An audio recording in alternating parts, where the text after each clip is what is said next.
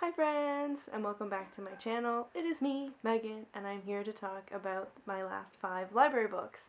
So let's just jump right into it.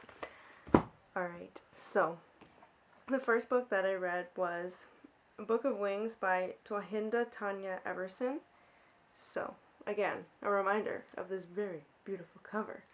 I read this in about a day. I mean, it's a bunch of poems, like if you can see, it's like little poems. So basically, I think in my prediction video, I wanted to rate this 4 stars, and I don't know. I ended up rating it 3 stars. This book just wasn't really for me. It was just, I like poetry, but I just couldn't connect with the main character. She was going all these places, like trying to find herself, which was really cool. I really liked the aspect of trying to find yourself, and through all these different means, like she was finding herself spiritually as well as just her personal discovery. It was really good, but I guess I just didn't like the way that it was told. The poems really just kind of like didn't connect very well for me, so that's why this was only a 3-star read. But this cover, look at this cover. And I didn't mention, but this was a Canada Reads long listed for 2022. Then the next book on my list is Wishing Day by Lauren Miracle. It's so cute. So this was a middle grade novel.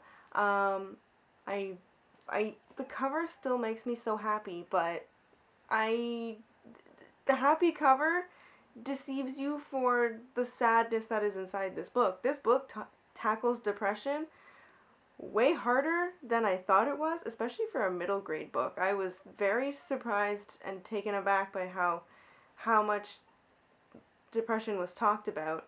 I mean, the main character did not have depression, but her mother did, and a lot of the story focuses on her mother, and like she's grown up thinking her mother's dead, but now she's like, maybe she's not dead. Maybe everyone made up this story that she's dead, but really there was something wrong and she had to leave.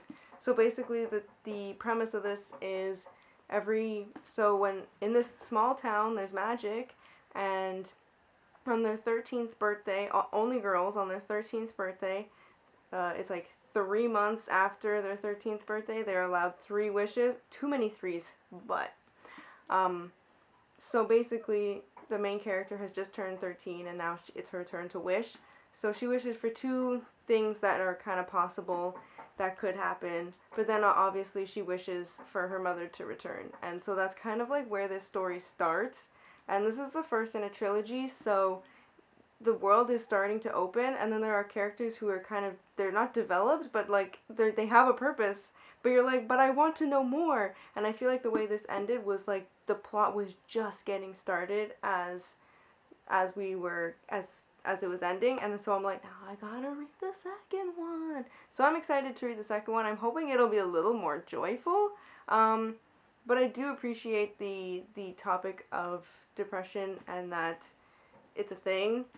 So that I enjoy. Well, I didn't enjoy it, but I appreciated that.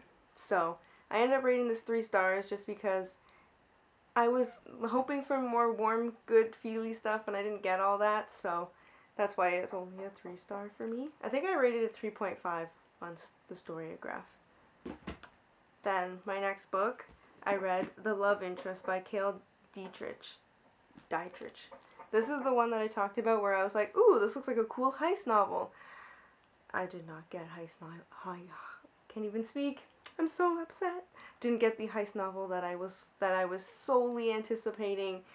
This disappointed me in just so many ways, and I am very sad. I was really looking forward to this novel, and I ended up rating it 2 stars because, oh, where do I begin? So basically, the love interest is a company, and they take children and they mold them into young adults that are buff, and people want to fall in love with them. And either they're classified as good, which is basically boy next door good, I don't know how to describe it, but like super super heartfelt kind of thing. And then bad, like bad boy, your typical bad boy, your typical good boy. They're grown up like this, and then they're sent off into the world, but they're sent off to people who this organization thinks will be famous, basically. So the main character and his rival get sent to a really, really smart girl who they're like, oh, she's gonna do something. Like, she's got all these inventions. She's gonna be super famous one day. So, I mean, they're all 16, 17 years old. And so basically, they have to win her over. The one who wins will have it, like, they find out all her secrets and they tell this organization is in the know and everything. And then the guy who doesn't win ends up dead. That's like the premise of the book. But the way the book was told was so discombobulating, and the fat shaming. I mean, it's not, no, it wasn't fat shaming. It was just negative body image, where all the time it was like, oh, don't eat that. You might gain weight. Oh, don't do that. Don't put that bread in your mouth, because that perfect ab you got going on. Like, it was just so annoying to read.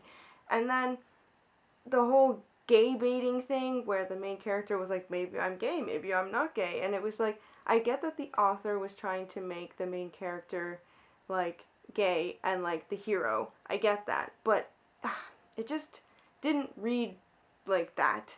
It just felt like the main character didn't get the support and the care that it needed to be a good gay story. So there was just so much going on that I was like, I just don't, there's a lot of things that just didn't sit right with me. So yeah, that's my rant on this being 2 stars. Let's move on. Then I read 5 Little Indians by Michelle Good. So this was the Canada Reads 2022 winner, and I can 100% see why. Basically, so for some reason, the Storygraph said that this was slow paced, and it's totally not slow paced. I read this in 2 days. Like, this is a good, like, 300, no, it was 200, just shy of 300 pages. And I breezed through it. It was, like, Michelle Good is a very good storyteller. She is able to captivate her audience so well that you end up feeling like you're in the story, because you just need to know what these characters are, what's gonna happen, like where's the story going. There are 5 main characters. Each of them went to the same residential school, and then you follow their story from, I mean, it's not told in chronological order, but basically from the moment they are taken to go into residential school, the moment they leave, and then after, but all 5 of their stories kind of weave into one another, and it was just so well done. It's so heartbreaking, it's so poignant, like, it's really something to read, especially if you're Canadian, just so that you can get a better understanding of residential schools, and just the psychological things that went, like, not even just the physical stuff, but the psychological things that went on too, and how much it affects after, not just while you're there, but after. So this was it was a tough read, quick read, but a very good, like, I recommend this. I ended up rating it 4 stars, because I don't see myself rereading it again, but definitely a hard recommendation to definitely check this one out. And then, the last book that I read was The Fact of a Body by Alexandria Marzeno-Lezenovich. I just finished this one today, so I have no idea how I'm going to formulate my thoughts. I'm going to try and be quick, because all the other ones I was very long about. So it says a murder and a memoir, and now I understand why it says that. So basically this is both her memoir and the story of a murderer. And it's basically, you find out, it's a nonfiction, and it's about an actual murderer, and it's her trying to, you find out why she became a lawyer, and then it ties into the backstory of the murder case that she was working on. There's a lot of stuff all weaved into one another, like, the story kind of comes like this and like that, which I know means nothing, but it's a very heavy topic because it deals with pedophilia. It deals with child molestation and murder. A child was murdered. So there's a lot that goes on in this novel. Like definite trigger warning for this one. Make sure you check them out because this is a very heavy book. But I can feel how it was cathartic for her to write it.